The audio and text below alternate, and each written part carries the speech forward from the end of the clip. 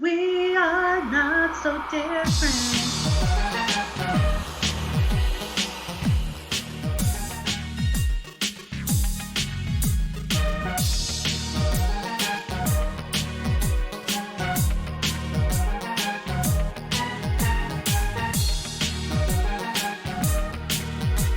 Good morning, good morning, good morning, my We Are Not So Different family. Thank you for tuning into another episode. This morning's guest, we have Mr. Dan and Mrs. Nancy Loeffler. Please tell me I'm pronouncing that correctly. Loeffler. Loeffler. I think I did the same thing last time, Dan. I'm sorry. We get it all the time.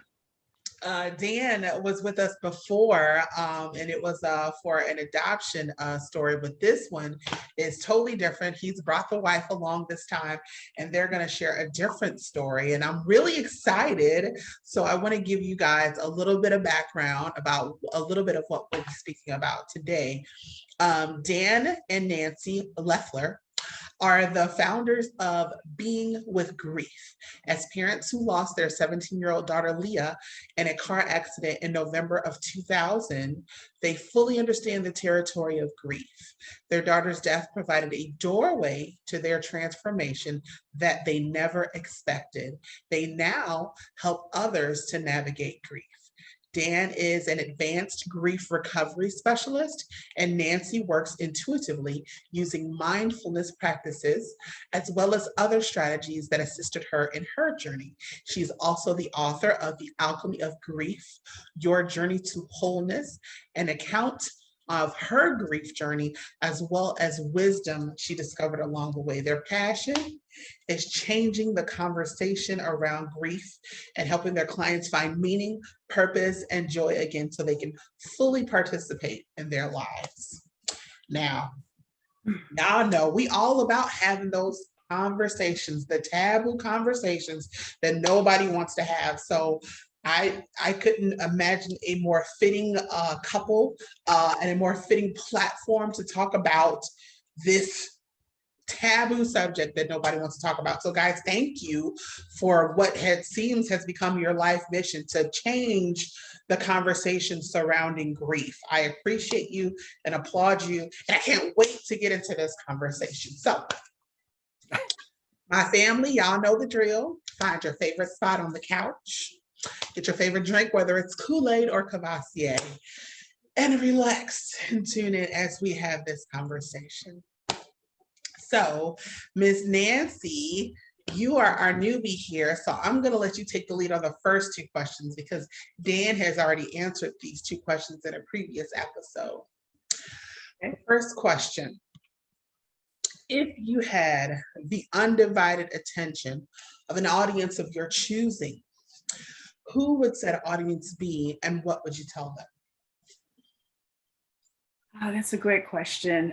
It would be an audience of people who have had some kind of a major loss in their lives and didn't know how to move forward. Maybe they felt stuck.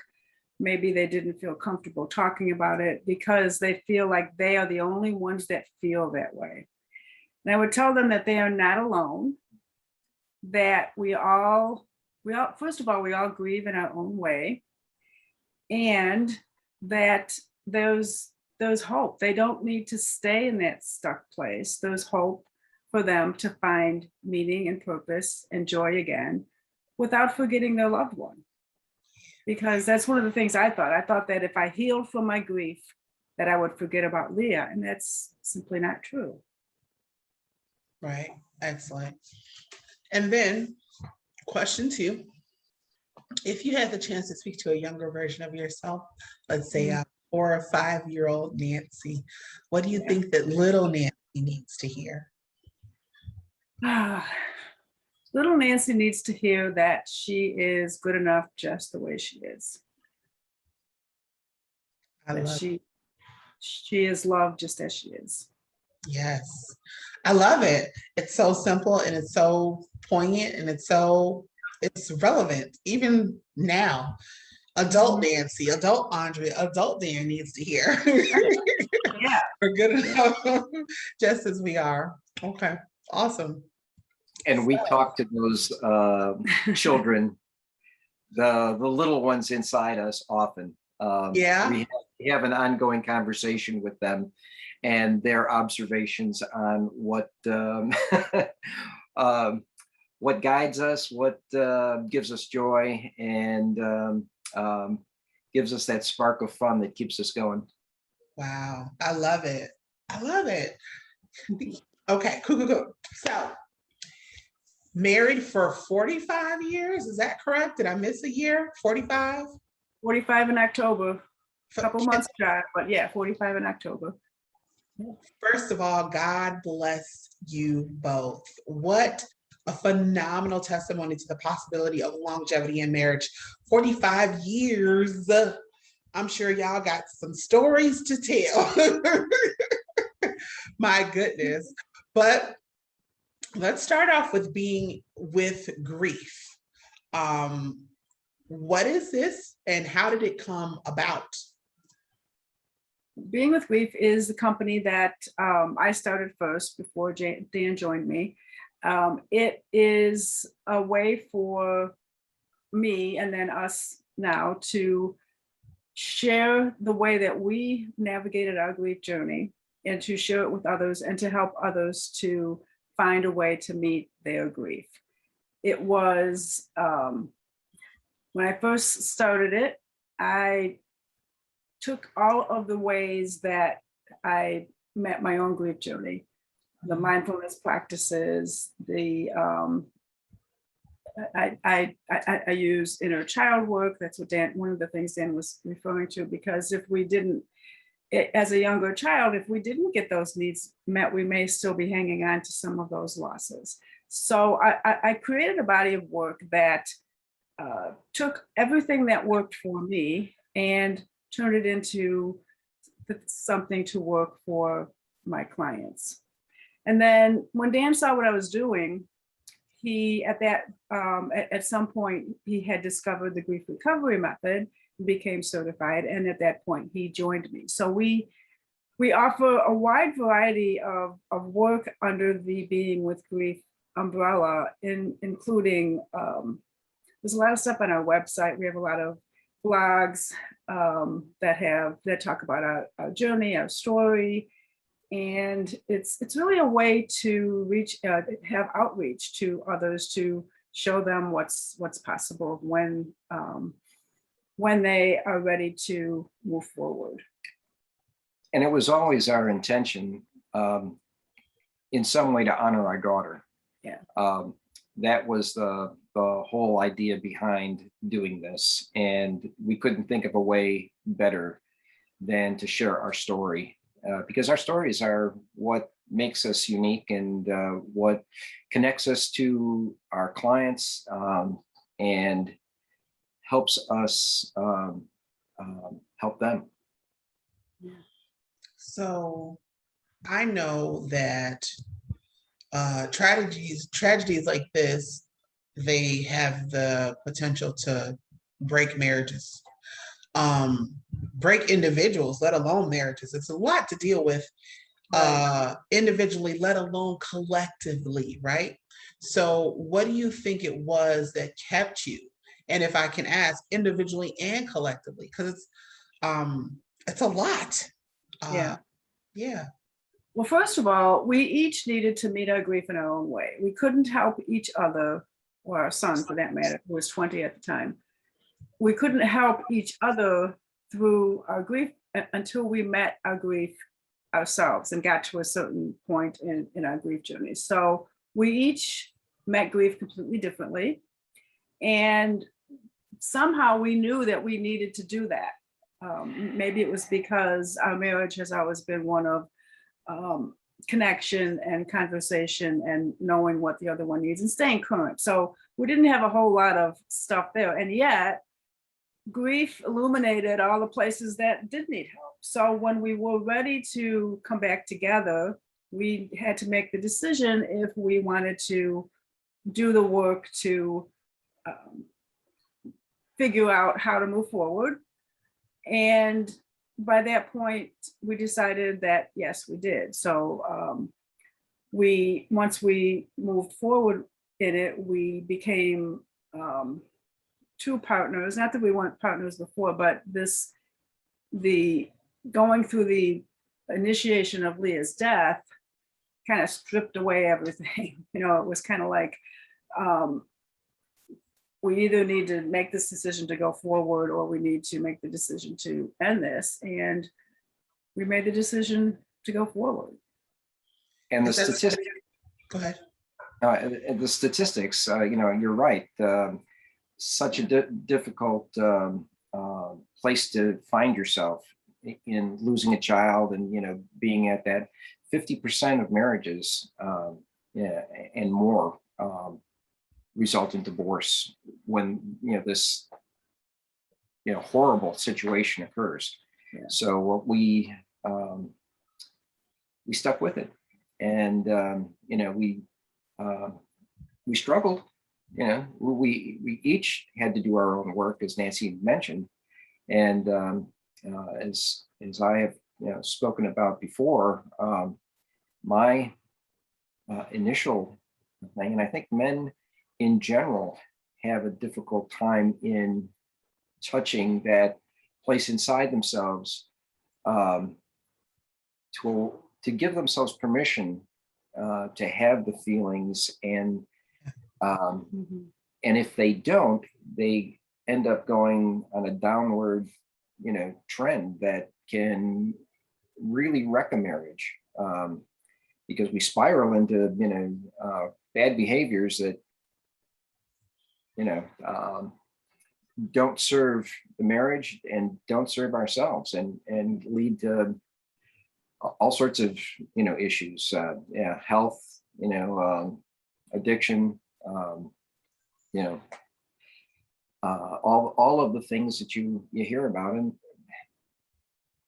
if it doesn't serve you and your greatest good, then you really got to kind of reevaluate and find your authentic self. And I think that's why I really love what you and your wife here have created. First of all, using your experience to help others. That is something that is very intimate, can I say? So the fact that you have availed yourselves to be transparent and vulnerable, I think is commendable. And I also love the fact that you guys have the female and the male perspective, because like you said, Dan, we are different. We are wired different. And I guess what I'm trying to understand, or what I'm considering now, even as we're speaking, is because we are wired so differently, right? If I can say this without offending anyone, and I'm not trying to do the broad generalization thing, but I think that women have a tendency to be more nurturing, more capable, or is it easier for women to express? For some women to express their emotion, and it's easier for women to be vulnerable. So when I think of what you were talking about a few minutes ago, Dan, when I think of a man having to deal with grief, let's just talk about individually, right? I'll say, I'm trying really hard not to do the broad generalization thing. Some men were taught that crying and or other ways of expressing emotion signal weakness. So they don't have the wiggle room, or they don't have the freedom to express grief in whatever manner they should, so in a healthy manner, right? So then I want to take that, and then I want to combine that with the fact that if you were single, you have to figure out how to do this, how to go that road alone. But when you are married, and then you said you have a son who was 20 at the time, so now as a man, you're a head of the household, you're a protector, you're a provider, because I'm assuming you were working at the time. So you have all these hats that you have to wear. As the husband, you lead your household, right? And you cover your wife and your child. So all these things on top of, and then you put grief on top of that. that is enough to make any strong man's knees buckle. So I really, really love the fact that you guys can bring two different sides, two different perspectives, have the ability to minister to the man and the woman. Yeah, and I think what you said is exactly true. Some men and some women were taught not to have emotions.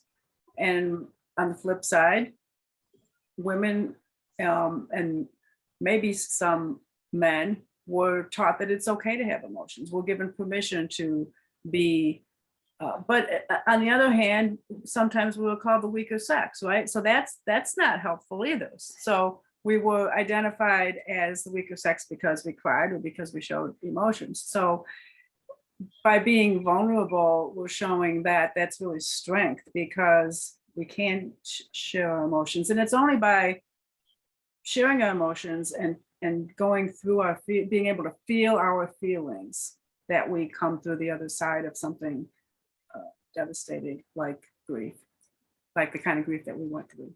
Yeah. And that's what I was about to, another thing. So your motto, change the conversation around grief. We need, it is imperative. That's why I'm saying the work that you guys are doing is so like much needed. And it transcends color, race, creed, it transcends all of that. Because the one thing that we are guaranteed in this life at some point or another is to encounter grief. And not even necessarily with death, right? Right. I will say that I feel like death, especially of a child, like that's something that no parent should endure, in my opinion. But grief comes in all forms. So any kind of loss, right? Or any kind of, so why wouldn't we want to have a conversation about something that we are guaranteed to have to traverse through one day, right? Exactly. Yeah. And we're, as a society, we're not, we don't develop those tools intuitively. We learn by observing how our parents grieved, or how our community, our church group grieved. And so if they saw a woman in tears at a funeral and a man being, stoic and holding it all inside, it was what we, what we observed, what we learned, and what we picked up. And I think that some of that is changing, and to model that for others, and to show and to say that vulnerability is a strength, is a way of bridging from what we may have learned and been taught to where we can be as human beings. And we had a conversation with the Minnesota Death Collaborative this past week, which is another group that we can talk about. But the speaker was talking about Black grief in the Black community. And I asked the question about, well, what about Black men's grief? And how does that affect the community? We're living now in Minneapolis and St. Paul. We moved here in December. And after George Floyd and all of the surrounding crisis that the area is in, to ask that question and to make a connection and to try to differentiate between or not differentiate between what grief is in one community, but being respectful of each other's community, because there's a difference. Yeah. There's differences there, so how do we bridge that? How do we talk to one another respectfully and learn from one another, as well as what we can hope to heal as over a specific thing. So there's the individual grief, And then there's the bigger community grief that, and there's just so much of that out there right now with what people are going through, COVID and the economics of the pandemic, things like that. So, Yeah. I love that. I even love the fact that you had the wherewithal to acknowledge and then question, okay, what about Black male grief? Because it shows that you're thinking outside of yourself, which is, I love it. And it is real. And like you said, they're just different. People are raised different. There's cultures, there's ethnicity, there's all kinds of things, socioeconomics that play into how each person was raised. And as a result, I never even thought of it. Like you said, like when you go to a funeral, when you see, like that's like there's no notebook or no handbook on how to like handle grief. So like how else would you do it except for what has been modeled before you? Wow, I never even considered that. Now I'm thinking about like as a child going to funerals and considering what I saw and how that may have impacted even how I grieve. So excuse me while I have a moment, like, wow. Yeah, you may not even recognize that some of the things that you're doing came from those early childhood memories. or that there were a group of women who were the designated grievers, Yeah. that showed up at all of the community funerals to be there in support. Or in my case, there were and I've written about this after the funeral. The funeral is the formal, setting for a lot of this. But then there's something in my experience, what happened after the funeral. There was that reception or gathering for a meal, and the outpouring of support. And that's where a lot of the stories were told, and maybe some of the laughs and humor, oh, I remember the time that Joe was, doing such and such, and there's healing in that. And there's a richness to it, but we don't explore it. And, sometimes, it's part of our story, and it's part of what we need to share. So how do we start the conversation? How do we make this thing not so taboo? Like, how do we, I would imagine, like, for lack of better terminology, foster an environment where people are okay to speak of this. Like when you just mentioned the Minnesota death, what was it called? Collaborative. I had no idea that things like this exist. And I'm sure I can't be the only one. Right. Yeah. Yeah.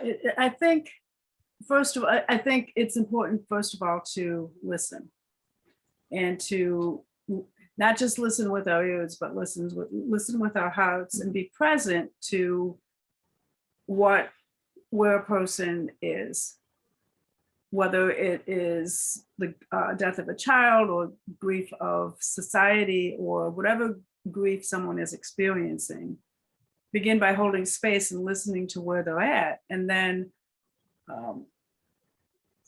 starting the conversation from there. And there are a lot of places like the Minnesota Death Collaborative. There also are death cafes, which are throughout the country, which were started over 20 years ago. Yeah, Death Cafe is a place where people come together to talk about all things death. Wow. And it's a way to normalize death, and all questions are welcome. There's no agenda. It's whatever is in the room at the time. And we attended one in Raleigh when we lived there. But if your listeners want to search for Death Cafe in the community, they'll probably find one, because there are death cafes in a lot of communities throughout the United States. It was actually started in England over 20 years ago. So yeah, it's beginning to talk about it, maybe even before it happens, which that's kind of counterintuitive, because if you're already grieving, you haven't talked about it yet. One of the things that we talk about often is we want to show people how to get better at feeling their feelings rather than just feeling better. Because so often in our society, we think, we hear things about be happy, be positive, and just bypass the negative emotions. And yet, if we do that, they stay stuck in our bodies. They may begin to affect our health, like we were talking about before. So if we get better at feeling our feelings, then we have the capacity to talk about it. And it has to be done in a safe and trusting environment as well. That's one of the things we do, is create a place where it's safe to do that, and we develop the trust. I like to say, again, from a man's perspective, I was raised with 5 basic feelings. I was mad, glad, sad, guilty, or shame, and fear. Wow. But there's so many other emotions and or combinations of those 5 that make up such a palette of emotions that we need to begin to explore. And if you are limited in how you respond to things, and I think a lot of guys are stuck in that narrowness. We're so rigid that when you begin to have these conversations and begin to acknowledge and give yourself permission to feel a little more deeply. One, it's not as scary. And Nancy sometimes says, when you put it on the shelf, and that's what I did with my grief. I boxed it up, I put it on the shelf. I didn't want to deal with it because I was frightened of it. And I didn't know what was going to happen when I opened that box. But when I did, I learned that I didn't have to be afraid of it. I could go into it and again, at that point, we could do it together. I could share some of these things, and that's a lot of it is about the ability to share the story, whether it's with a partner, whether it's with someone in the ministry, to begin to open yourself to the healing that's possible. And be witnessed without someone giving you judgment, advice, or judgment, allowing your feelings to be what they are. Right. Because to finish the thought that you started, if we do that to our feelings and put them up in a box and don't attend to them, they tend to get louder. And that's when they feel more intense and overwhelming, because they're getting louder to get our attention. Once we begin to give them our attention, they begin to quiet down. What you said is so true. Like when my mom passed, I tried to do just like you said, like, nope, we're not going to do that right now, because I don't know. I feel like if I start crying, like I'm never going to stop. Right. And I almost like legit went crazy, because it did get louder, and it manifests itself in a physical way where it was, long story, but it did just that. Like there's no such thing as not addressing. It's gonna come out some way, shape, or form. Yeah. It's gonna get your attention somehow. Yeah. Also, what I am like, there's so much going on in my mind right now. Sometimes I wish I could have like a billboard, so sometimes y'all could see like what's going on. I'm having all these like ooh, ooh, ooh moments. So I can't get past the whole death cafe concept, but the more I think about it, the more I am falling in love with the idea. Death cafe. So I'm thinking, I don't drink coffee, but I've been to a Starbucks. There's like nice places to sit, nice places where you can be one solo or a group, but you're all in the same place with the same, not necessarily expectation, but if you're in a coffee cafe, you like coffee or you're there to get some coffee, right? So you have this death cafe. Yeah, get sweets. I'll say some sweets. So you're in this death cafe where all of you have apparently had an encounter with death, and you're in a place, and it's a cafe isn't a huge place, it's small, so it creates a sense of intimacy, and it's not like this huge loud raucous place. It's like, not quite hush hush, but just like where you can come and vibe and chill or whatever. But it also puts me in the mind frame of like, so you don't have to be alone, right? Right. Like you're with people, and Yes. so grieving can be like a community Yes. shared function. And I don't know why I'm just now putting two together, but that's what a funeral is, right? All these people, they come together so like you can share your grief. I don't know why I'm having a moment, y'all.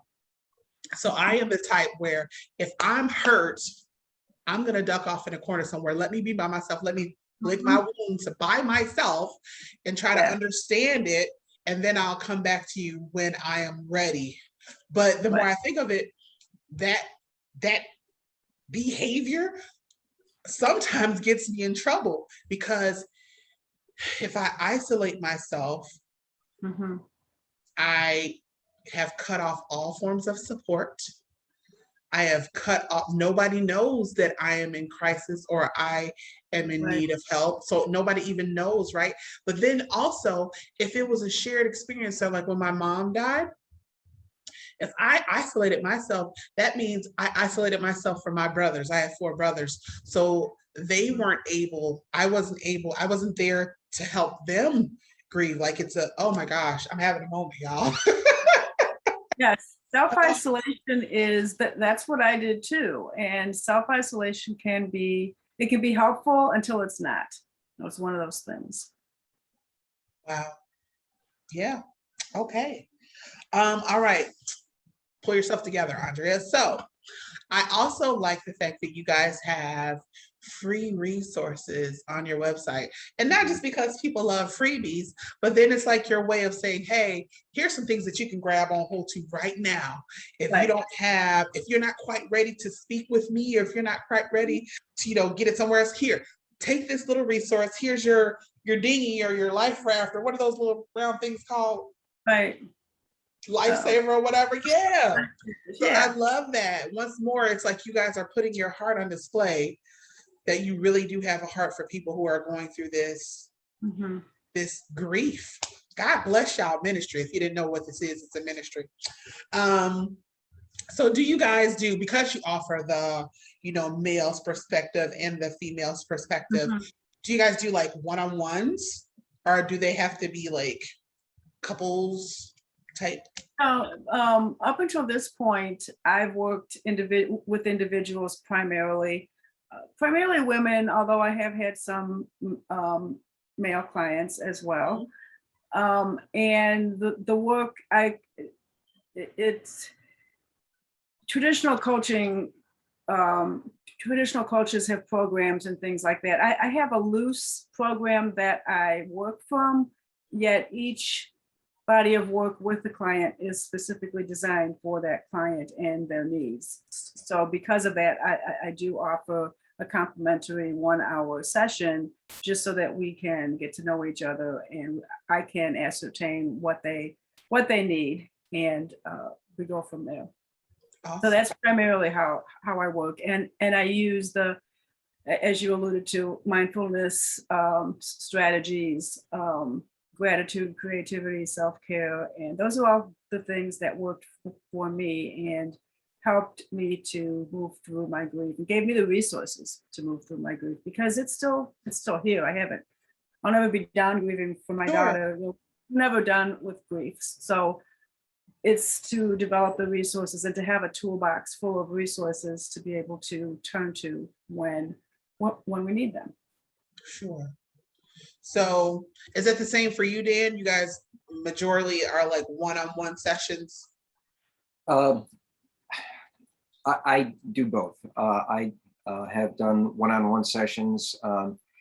Again, since COVID, all of the stuff has been done virtually. Mhm.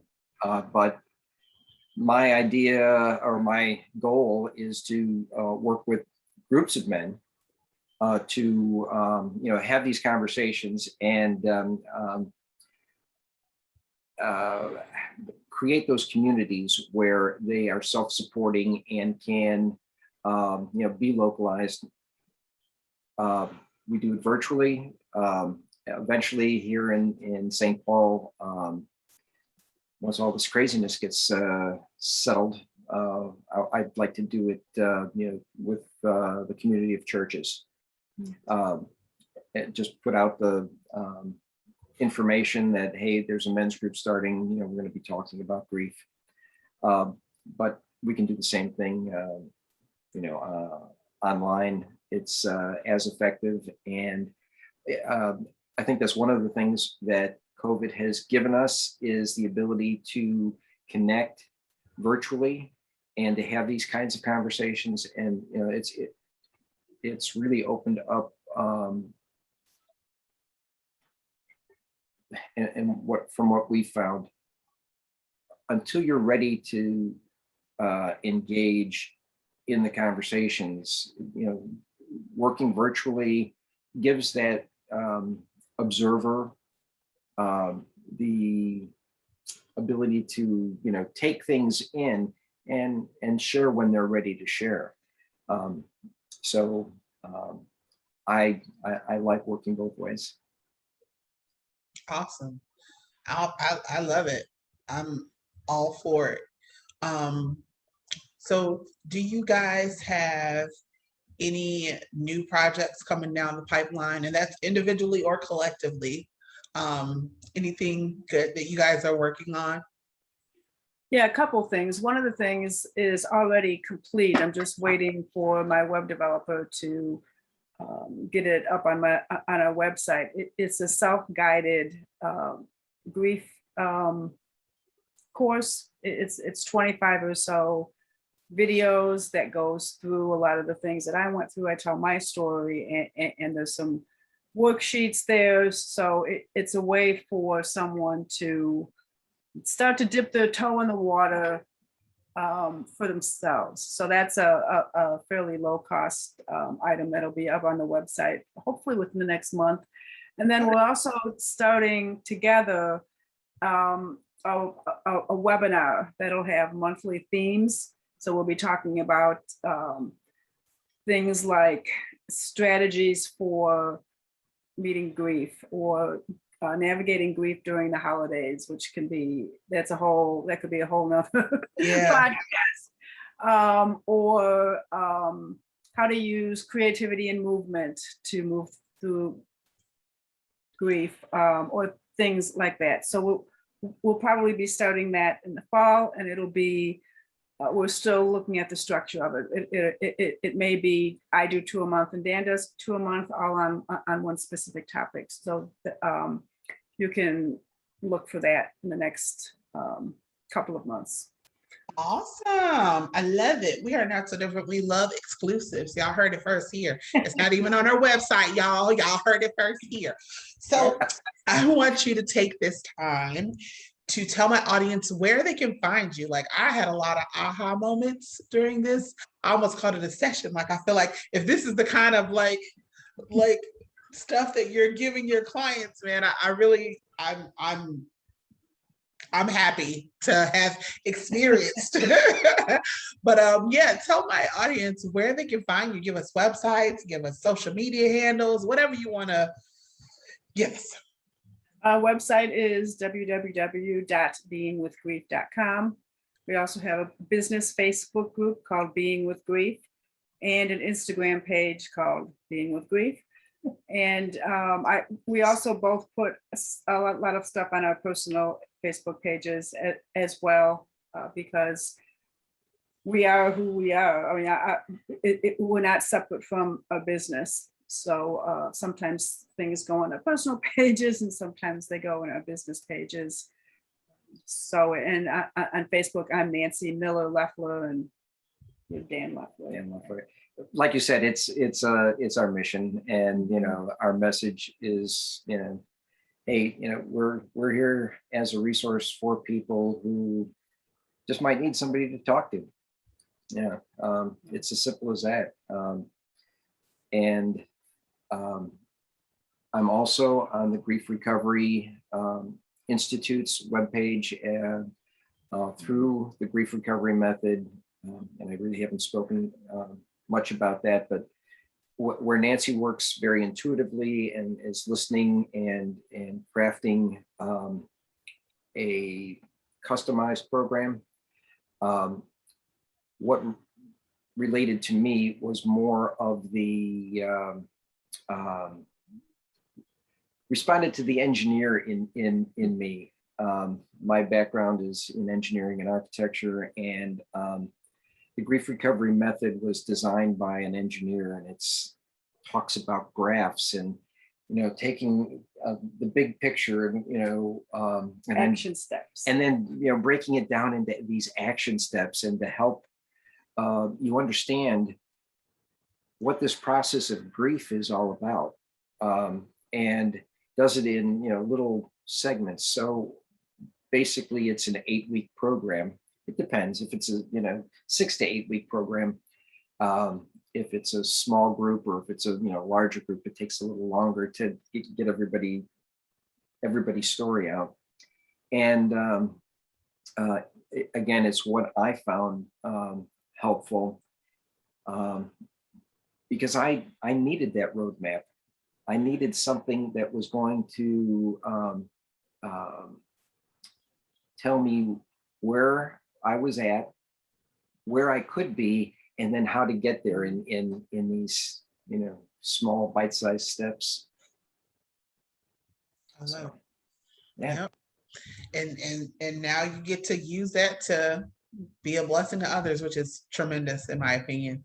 I wanted to mention, I know I said it earlier, but Nancy has authored a book called The Alchemy of Grief, Your Journey to Wholeness. It can be found online on Amazon, correct? That's correct, yes. And there's a link on the website to go right there, or you can go to Amazon and search for the title. Awesome. Well, I want to thank you guys this morning for spending time with We Are Not So Different. Your gifts are truly appreciated. Your time is even more so appreciated. I want us to keep in touch, guys. I really do. But yes, I appreciate you guys coming in this morning. All right, ladies and gentlemen and babies and all that good stuff. It's a wrap for here. I want you guys, as usual, find me online, and I want you to go into my DMs or send me messages or texts if you have my personal cell phone number, and tell me what you did this week for yourself. Do something nice for yourself. You deserve it. Until next time, peace. We are not so different.